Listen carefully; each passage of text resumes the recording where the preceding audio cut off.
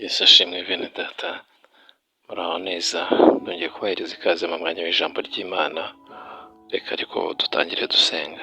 Imana yacu y'urukundo rwinshi, ushimiye ko kuri Imana y'urukundo, tugushimiye ko uduhaye ubuntu bwo kumva ijambo ryawe muri uyu mwanya. Nyemerera mwuka wawe wera ategura imitima yacu kugira ngo ribemo rigwiriye, rifite imbaraga nyinshi kandi risohoza icyo waritumye. Ushimiye nizeye ko ugiye kutugirira neza mu izina rya Yesu, amen. Mu gihe kingana n'icyumweru cyose cyangwa se iminsi 6 tuzaganira ijambo ry'Imana rifite umutwe uvuga kuba abakristo badahindurwa n'ibihe. Niyo ntego tuzaba dufite muri iyo minsi yose. Mu byo tuzaganira ni uko tuzaba abakristo badahindurwa n'ibihe. By'umwihariko kuri uyu munsi wa mbere turasoma igitabo cya Yosuwa ibice 14 umurongo wa 10. Ni inkuru za Kalebu turi buze kwigiraho uyu munsi. Aho ngaho muri Yosuwa 14:10 haranditse ngo, nuko Kalebu arongera aravuga ati, kandi dore Uwiteka yatumye mara imyaka 45 nk'uko yavuze, uhereye igihe Uwiteka yabibwiriye Mose Abisiraheli bakizerera mu butayu. None dore uyu munsi nshyikije imyaka 85. Numva ko hari harimo imyaka 45 agitegereje ibyo Imana yavuze. 11.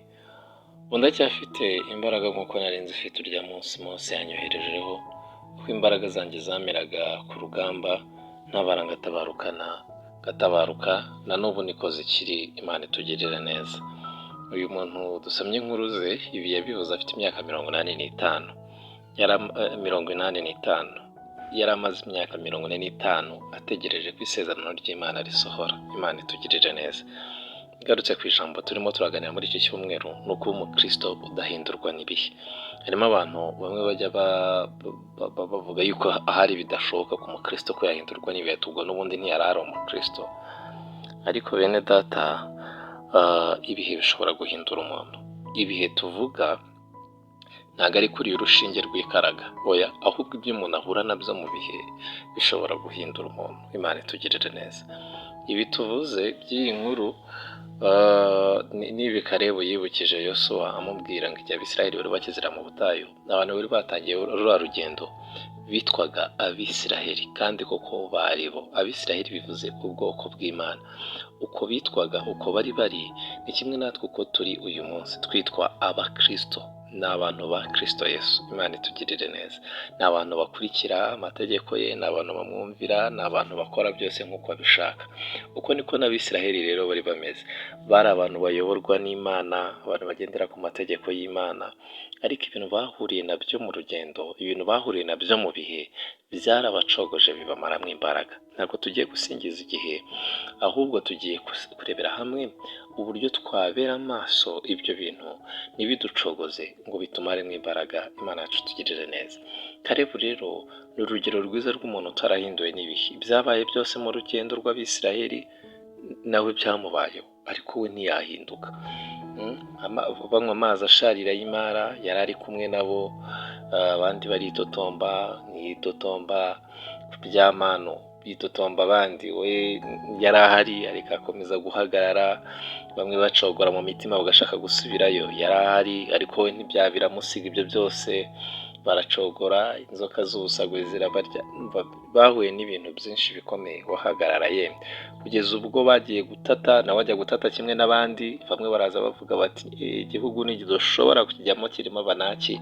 Ariko we ngavuga inkuru nziza yo kurema abandi umutima. Yababwira ati, bene data, koko abo bantu babonye nanjye nababonye, ariko hari ikindi kintu nabonye, nuko nta mana bafite muri bo, nta kibakingira bafite. Niba Uwiteka twishimira, igihugu tuzakijyamo. Yari yariringiye Imana. Abandi ngo barasakuza bashaka kubatera amabuye, ariko Imana ngo irahagarara iravuga ati, aba bantu bafite ibyiringiro byo kuzagera mu gihugu nibo nzashyitsayo. Abandi mwese murapfa, kereka abana batarageza ku myaka 20 nibo bazagitaha, kimwe n'aba bagabo bahamije Yosuwa na Kalebu. Mwene data, wowe ugeze imbere y'ibibazo birumbaraye bigukomereye, uvuga gute?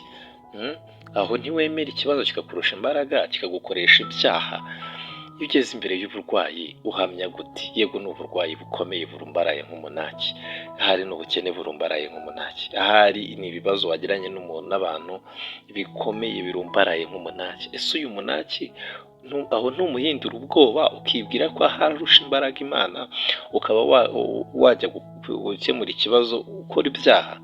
Ariko uramenye ibyo uhura nabyo byose muri ubu buzima, hagarara wemye, uhagarare ushikamye, wihamirize yuko uri umukristo wizeye Imana, ntiwemere ko biguhindura. Imana itugirire neza. Ahari imbaraga z'umubiri zo zishobora kuzagabanuka, ariko uko imyaka izagenda isa, ibyo ngibyo bizagera urushaho kugenda biguhindukira ubuzima. Umuntu ukubonye uyu munsi urimo uhamya, urimo unesha intambara zo mu buryo bw'umwuka, n'umwaka utaha aba ariko azagusanga. Uzahura na byinshi cyane bishobora kuzakubera urugamba, ariko mu rugamba uramenye uzahagarare wemye, umenye ko uri umukristo, urwane nk'uko abakristo bakwiriye kurwana, usubize nk'uko abakristo bakwiriye gusubiza. Imana itugirire neza. Ntuzemere ko imbaraga z'umutima zo zicogora. Imana itugirire neza. Kuba umukristo udahindurwa n'ibihe. Urakoze.